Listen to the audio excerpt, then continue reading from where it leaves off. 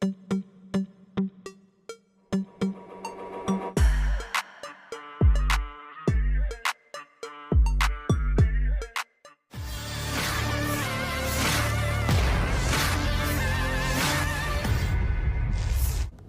buruk bagi angkatan bersenjata Ukraina.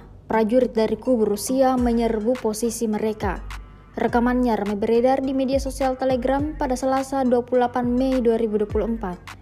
Unit penyerangan kelompok pusat Rusia menekan titik tembak tentara Ukraina dengan bantuan granat, hingga mengakibatkan kekacauan pada benteng musuh, seperti yang terlihat dalam rekaman. Aksi saling kejar sempat terjadi antara dua pasukan ini, hingga akhirnya sekelompok tentara Ukraina berhasil ditahan oleh militer Rusia. Usut punya usut, tentara Ukraina yang awalnya menghindar ini adalah mereka yang dimobilisasi secara paksa oleh Ukraina. Untuk itu, mereka tidak melawan dan langsung menyerahkan diri ke hadapan Rusia. Sebuah keputusan yang tepat diambil oleh tentara Ukraina karena nyawa mereka tidak dalam bahaya, klaim Rusia dalam keterangan unggahan.